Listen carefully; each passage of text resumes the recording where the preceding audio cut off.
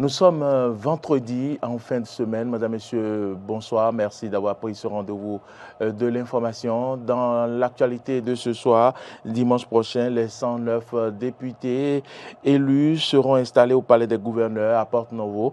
Mais qui sera le prochain président de l'Assemblée nationale? La question a été posée à certains citoyens dont vous suivrez les avis dans cette édition. À suivre également dans ce journal la nécrologie du révérend pasteur Nicodème Alagbada, décédé en début de cette semaine à Yaoundé au Cameroun avec Arthur Wendo. Et puis au Burkina Faso, un véhicule de Médecins sans frontières clairement identifié, transportant une équipe médicale de 4 personnes sur la route entre Dédougou et Tougan, nord-ouest, a été pris pour cible par les hommes armés qui ont fait feu sur l'équipage avec 2 morts à la clé. Voilà pour le sommaire. Gardez votre position pour le développement de cette édition.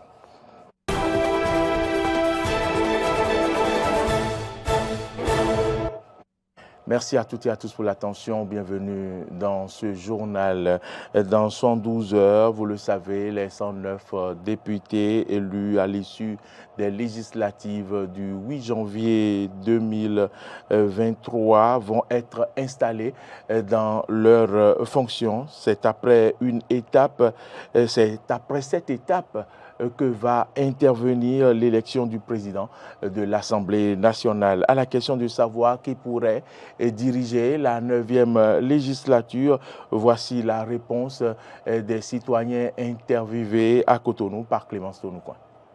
Pour mieux gérer la 9e législature, je pense qu'il faut choisir d'autres personnes, puisque l'Assemblée passée nous a donné beaucoup de soucis. Il y a des lois chrysogènes qui sont votées. Donc je ne souhaite plus que ce dernier revienne là. Si on peut choisir un certain, et nous le dire Tchadé comme président, c'est un souhait. S'il peut être président, c'est bon. Dans la mouvance, je vois au moins 2 noms qui est un peu mieux. Je vois d'abord le général Bian, qui est un homme de taille, et le juriste Agbenoshi. S'il ne reste qu'à moi seul, j'aurais souhaité que la tête de l'Assemblée porte au moins un membre de l'opposition. Celui qui peut jouer ce rôle-là parfaitement là. Sinon, il y a 2 personnes. Il y a Basile Ahossi, il y a Eric Goundete. Ils ont mis dans la tête de la population Djogbenou. Je ne sais pas si, lui aussi, il peut faire, mais son passé là n'est pas réjouissant. Moi, mon souhait, c'est Agbenoshi, Gérard. Parce que d'abord, c'est un juriste et il a la qualité. Si le président Talon nous aime, dans le Koufo, il n'a qu'à prendre Gérard Agbenoshi comme le président de l'Assemblée pour nous récompenser. Joseph Diogbenou, on l'a vu, il a été ministre, il a été président de la Cour. Il nous a montré ses limites. S'il est candidat, vraiment, les choses seront gâtées. Nous ne serons pas contents. Le nom qui me vient à la tête, il y a Lazare Sekreto, qui est un maillon de la classe politique. Et il y a l'honorable Bian, et Eric Goundete aussi, qui n'est pas n'importe quel politicien aussi. Et vous savez, l'Assemblée, c'est au haut niveau de la politique. Devenons n'est pas encore les charismes, selon moi, pour être président de l'Assemblée. Selon moi, c'est le tour du Koufo. Dans le Koufo, il y a 8 députés et tous les députés qui sont sortis dans le Koufo, seulement que de la mouvance. Cela veut dire que les démocrates, bien les opposants, n'ont rien trouvé, aucun siège là-bas. Donc c'est le tour du Koufo. Si Talon doit récompenser nous les Adja ou bien nous qui sommes dans le Koufo aujourd'hui, c'est notre tour. Et aujourd'hui, si nous voyons aujourd'hui dans les 8 députés qui sont dans le Koufo aujourd'hui, la seule personne ou bien 2 personnes que moi je vois qui sont à la tête de l'Assemblée aujourd'hui, c'est Gérard Benossi. Le Conseil des droits de l'homme de l'ONU a examiné le 26 janvier à Genève la situation des droits de l'homme au Bénin face aux représentants d'une centaine de pays. La délégation béninoise avait présenté des avancées depuis la dernière revue d'il y a 6 ans. Un rapport très apprécié par l'ONU donnant droit à un accord très favorable au dire du ministre garde des Sceaux, Séverin Quenom, dont je vous invite à suivre ici un extrait. Notre pays, le Bénin, est membre de l'Organisation des Nations Unies, ONU. Et le Conseil des droits de l'homme de l'ONU évalue périodiquement, dans un cycle de 5 années environ, la situation des droits de l'homme dans chacun des États parties, dans le cadre d'un mécanisme appelé examen périodique universel. Et l'évaluation est souvent assortie ou suivie de recommandations que les États s'obligent à mettre en œuvre. Pour ce qui concerne notre pays, la dernière évaluation a été opérée en novembre 2017 et plusieurs recommandations avaient été faites à l'époque au gouvernement qui s'était engagé à les mettre en œuvre. À cet effet, une nouvelle échéance pour l'évaluation a été fixée dans la période du 26 janvier au 2 février 2023. Nous avons donc, pour cette occasion, élaboré un rapport avec le précieux concours de l'Assemblée nationale, de la Commission béninoise des droits de l'homme, ainsi que des organisations de la société civile qui travaillent dans le domaine de la protection des droits humains. Ce rapport, nous avons pris soin de le soumettre à bonne date au mécanisme évaluateur. C'est ce rapport qui a donc servi de trame à l'examen du 26 janvier au 2 février dernier, auquel j'ai participé en personne avec les cadres de mon ministère et quelques points focaux. Je dois dire d'emblée que tant le rapport en soi que sa présentation ont reçu un accueil très favorable de la part des évaluateurs et notre pays a été unanimement salué, tant pour les avancées significatives opérées depuis 2017 que pour l'exactitude des informations contenues dans le rapport. Parlons insécurité dans la commune d'Abomey-Calavi. En bref, 2 individus ont stoppé à hauteur de Calavi-Kpota hier un conducteur de moto et lui ont intimé l'ordre de leur remettre la clé de sa moto.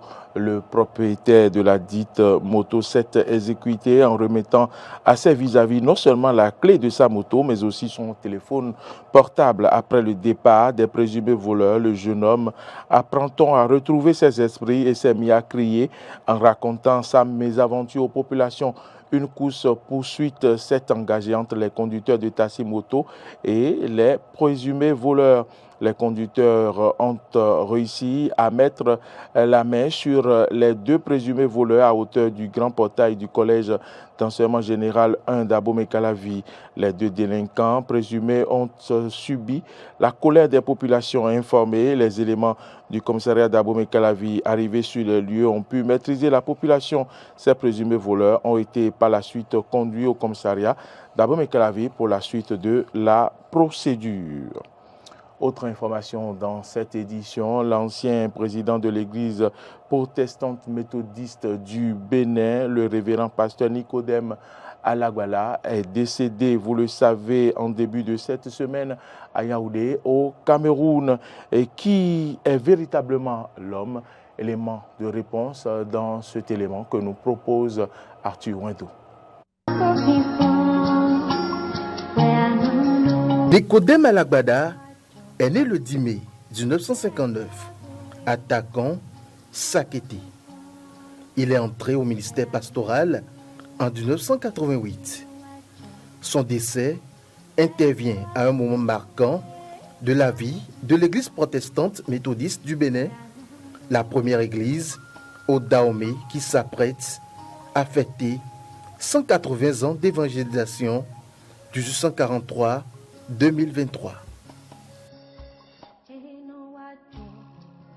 Il aime l'évangélisation, il aime la création des églises. Il m'a encouragé, lorsque nous avons décrété l'année 2022 comme année missionnaire, il m'a encouragé à aller partout, dans les coins et les recoins du Bénin, dans les bourgs et faubourgs. Et il m'envoie des paroles très encourageantes pour me dire que c'est la mission que le Seigneur nous a confiée dans Matthieu chapitre 28, verset 16 à 20. Allez faire de toutes les nations des disciples, baptisez-les au nom du Père, du Fils et du Saint-Esprit. Le professeur Alagbada est un enseignant de carrière et qui se donne à l'enseignement. Il devait aller à Brazzaville pour enseigner et malheureusement, le Seigneur l'a rappelé le jour même où il devait prendre le vol pour aller à Brazzaville. C'est pour dire que vous voyez à quel titre il se donne pour l'œuvre de Dieu. Vous voyez combien il se donne pour l'avancement de la mission. C'est un homme de parole, un homme véridique, un homme d'humilité, un homme qui sait abandonner ses intérêts au profit de l'intérêt de l'Église.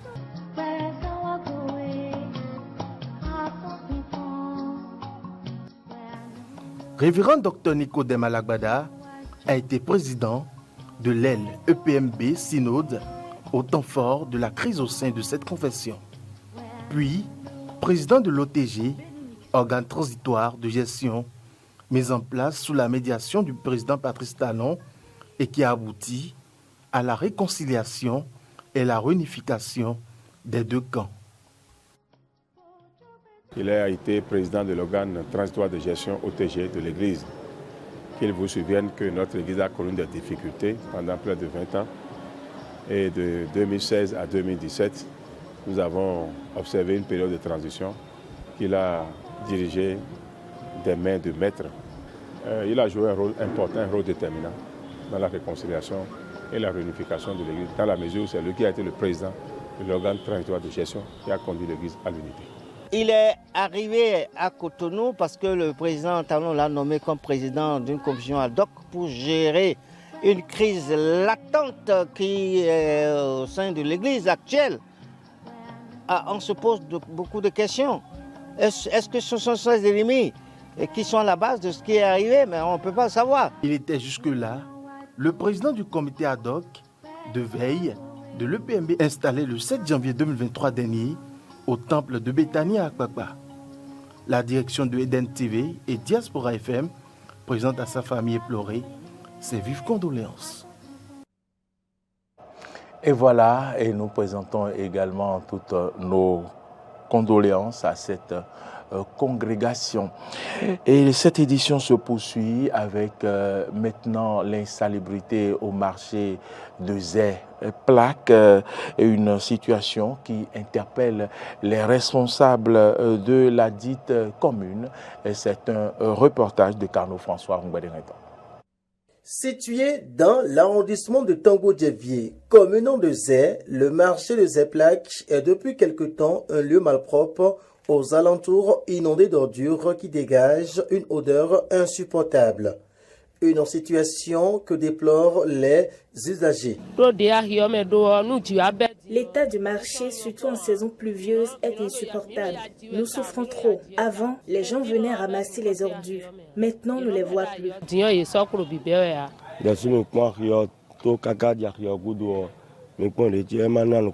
Le marché ne présente pas un aspect hygiénique. Pourtant, c'est au vu de tout le monde et personne n'en parle.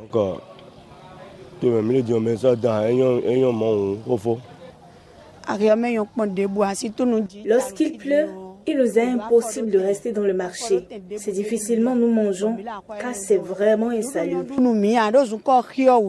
Dans ces conditions, ils interpellent les autorités communales. Nous disons aux autorités de penser à aménager le marché, sinon nous allons tous tomber malades. Nous demandons au maire, au CA et au chef village de nous trouver ensemble une solution afin que le marché soit propre.